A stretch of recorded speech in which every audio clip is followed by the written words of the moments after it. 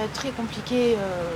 Les gens ont eu une certaine peur. Catherine Leland en pleine discussion avec une commerçante vansoise. L'image résume bien la situation actuelle. La maire sortante, arrivée 3e au premier tour, est toujours en place depuis le 15 mars. Elle a géré la crise sanitaire. Elle vient d'engager un plan de relance économique pour permettre à l'économie locale de repartir. Est-ce une campagne électorale déguisée ? Non, répond la maire candidate qui dit avoir initié ce plan avant même de connaître la date du second tour. Quand on est dans les Alpes-Maritimes, la saison commence normalement avec les vacances de printemps. Donc nous savions que peut-être le 2 juin, les restaurants seraient ouverts. Et donc nous avons tout fait pour que dès le 2 juin, on puisse commencer une vraie relance économique.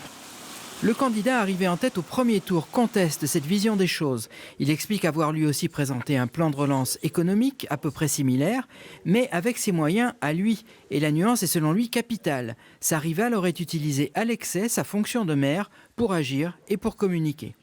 Quand c'est fait avec mesure, pourquoi pas, là il me semble que ça a quand même été très fort. Et le fait d'utiliser, c'est vrai, du personnel municipal, je rappelle, si vous voulez, plus les moyens informatiques, l'infrastructure dont dispose une commune, évidemment qu'on n'est pas à armes égales.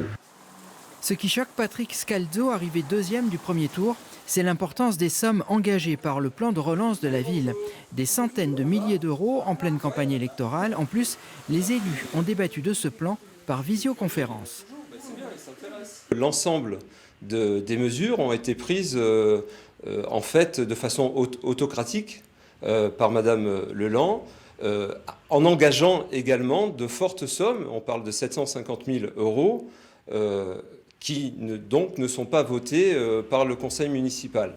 Ce calendrier inédit, qui aura mis en avant les maires sortants pendant plus de 3 mois, peut du coup poser un vrai problème d'équité entre les candidats.